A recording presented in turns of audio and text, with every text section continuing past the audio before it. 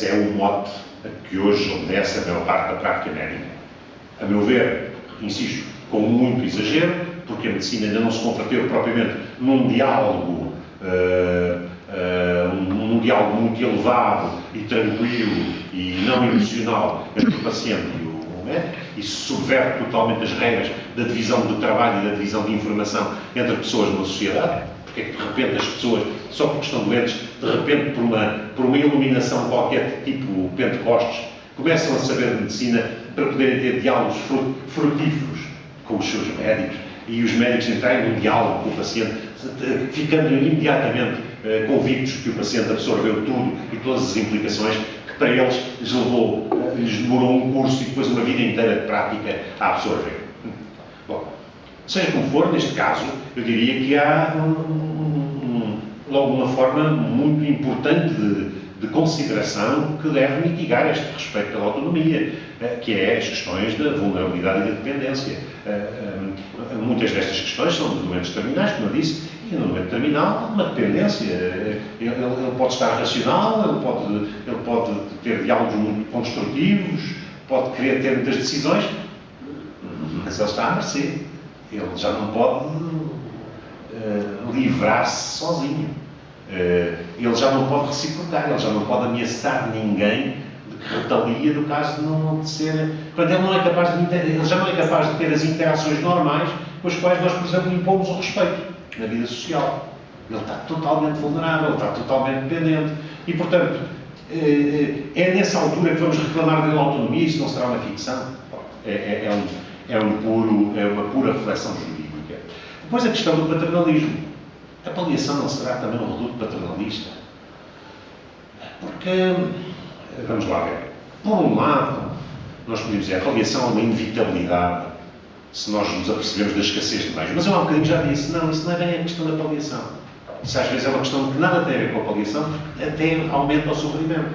Que é explicarmos a uma pessoa, e sobretudo à família de uma pessoa, que o tratamento daquela pessoa ainda podia levar a alguns resultados, simplesmente isso já seria em detrimento de outros prioritários em relação a ele. E, portanto, vai ter que se abandonar aquilo quando eventualmente ainda havia assim uma coisa qualquer remota que permitiria alguma esperança de vida com alguma qualidade, só que não na esperança de vida com aquela qualidade daqueles que disputam aquele recurso.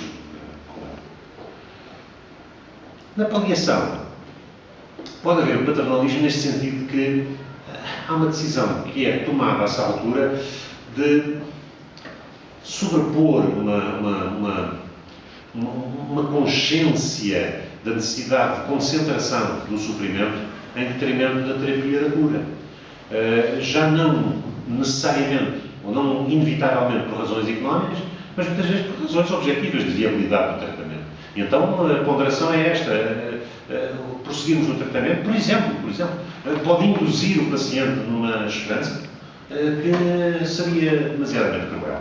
De maneira que vamos ter que lhe explicar que, enfim, podíamos ainda continuar com este tratamento, não era por razões económicas, podíamos continuar com ele, até por efeito de placebo, vamos dizer assim, mas é cruel. Ele só tem 15 dias de vida. Temos que lhe explicar agora que ele tem 15 dias de vida para ele tomar as decisões que as pessoas podem tomar em 15 dias. Despedir-se de quem tem que se despedir, etc, antes que seja tarde demais. Portanto, a paliação pode muitas vezes ser uma coisa paternalista, não é? Vamos aqui eliminar esses alarmes, vamos aqui acalmar o paciente, etc. Vamos reduzir o sofrimento. Bom, e portanto estão a perceber que pode haver aqui uma quebra de autonomia que pode também ser exagerada. Depois aqui o tópico do privilégio terapêutico, que já falei, do consentimento informado. Depois a questão da fronteira da futilidade. A fronteira da futilidade é basicamente também uma outra faceta do consentimento informado, porque o consentimento informado apela à autonomia do paciente. O paciente, vamos presumir que tem muito viva a sua vontade de autopreservação, não é? É um instinto, claro, de um ser vivo, é autopreservar-se. E, portanto, como é que isso se resolve? Resolve-se através de critérios políticos, uma discussão política que diga quem deve ainda persistir no combate pela vida e quem deve abandonar isso em favor dos outros. Sempre que se entra em discussões políticas nesta matéria, e aliás uma tentação que têm estes defensores dos cuidados paliativos é que haja critérios políticos nesta matéria, sempre que entramos em critérios políticos nada se resolve. Porquê? Porque isto é melindroso demais e não há consenso social. Veja-se, por exemplo, o que fizeram em França os representantes dos deficientes, quando, a essa altura, se pensou em indemnizar uma pessoa pelo facto de ter nascido deficiente. E ela pedia uma indemnização contra os pais e contra os médicos.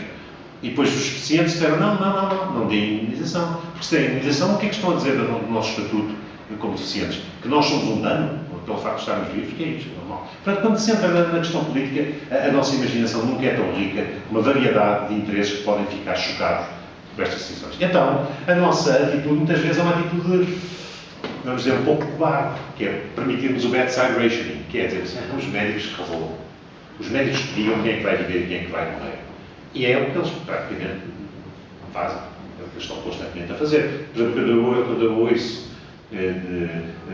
ou quando leio, quando me apercebo de muitas limitações que, por exemplo, no Brasil existem em matéria de decisões bioéticas e decisões trágicas, eu não deixo de encarar isso com alguma ironia, porque eu não acredito de maneira nenhuma que os médicos brasileiros, apesar da lei brasileira ser mais restritiva em muitas coisas, não deixem de praticar racionamento à beira da cama, porque não há medicamentos para todos e, portanto, exatamente como no resto do mundo, nos hospitais brasileiros, os médicos todos os dias decidem quem vive e quem morre.